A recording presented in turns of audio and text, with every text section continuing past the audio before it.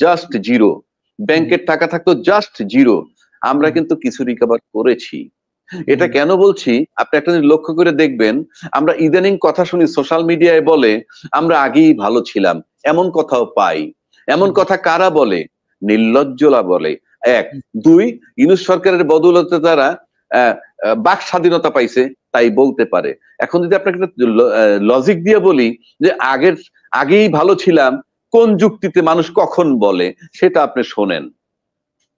একটা মেসঘর আছে যেখানে 70-80 জন লোক থাকে, সেখানে বেসরকারি অফিসের পিয়ন চাপরাশি, এই টাইপের লোকজন কাজ করে, এবং 70-80 জন লোকের একটা মেসে একজন ম্যানেজার নিয়োগ দেওয়া হয়।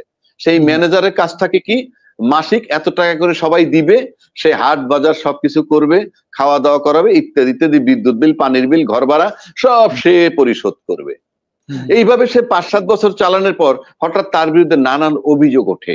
তখন একটা পর্যায়ে আবার সবাই মিলে ওই ম্যানেজারের বাদ দিয়ে আর এক ম্যানেজার রাখলো, যে একেবারে সততায়, যার কোনো প্রশ্ন নাই। কিন্তু সে যখন কাজ শুরু করলো, একই রেটে সবাই টাকা পয়সা দিচ্ছে, কিন্তু দেখতে যাচ্ছে সে যখন বাজারে যায়, কাঁচা বাজারে, বলে ও আপনি তো নতুন ম্যানেজার হয়েছেন তাই না, কারণ সবাই চেনে, লোকাল। আচ্ছা, তো মাছ কিনতে গেলে যখন বলে ভাই 2000 টাকার মাছ কিনতে গেলে, তাকে বলে আপনি মাছ পাবেন 1200 টাকার, 800 টাকা আপনি পিছিয়ে আগের যে ম্যানেজার ছিল সে বাকি রাখছে 40,000 টাকা, ওটা কেটে কেটে নিব।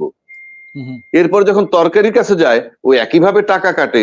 সে 2 দিন পরে বাজার বন্ধ করে দিল, অন্য বাজারে যাওয়া শুরু করলো, তার গতিরোধ করলো, বললো মিয়া বাকি পাই আপনার কাছে, আপনি পিসের টাকা দিবেন, অন্য বাজারে যান।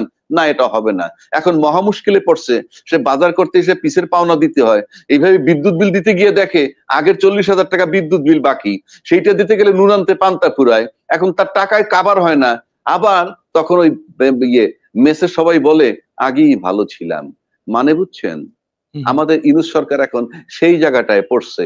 আপনি পদ্মা ব্রিজের নামে হাজার হাজার কোটি টাকা আত্মসাৎ করছেন, আপনি বিদ্যুৎ বিলের নামে আত্মসাৎ করছেন, আপনি এক্সপ্রেস ওয়ের নামে আত্মসাৎ, কর্ণফুলী টানেলে, এখন নুন আনতে পান্তা ফুরায়। এখন সে কি করবে? এখন সে যে সংস্কার কাজ ধরছে, এটা হইলো অনেক, যে কাজকর্মগুলো ধরছে এটা অনেকটা নদীর উপরে ব্রিজ করার মতো। নদীর উপরে ব্রিজ করা মানে বুঝেন? নদীর উপরে ব্রিজ করার মানে হচ্ছে যে একটা ব্রিজ হবে 3 কিলোমিটার লম্বা, নদীর গভীরতা 400 ফুট। এখন এই কাজ করতে লাগবে 5 বছর। প্রথম 3 বছর দেখে কেউ কোনো কাজ দেখে না, খালি বলে কি কাজ, কোনো কাজই তো দেখি না, 3 বছর পার হয়ে যেতেছে। আর পানির নিচে কাজ করতেছে যে 3 বছর ধরে, সেই খবর তো নাই। কেননা আপনি ব্রিজ করতে গেলে সিংহভাগ কাজ হলো পানির নিচে, সেই কাদা থেকে। 3 বছর পার হওয়ার পর দেখে কি ভীম উঠতেছে, তারপরে কিন্তু লাগে 1 বছর।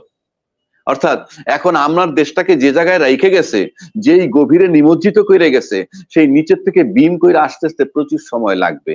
এতক্ষণ তো কারো তর্স হয় না। এটা গেল 1 নম্বর। কিন্তু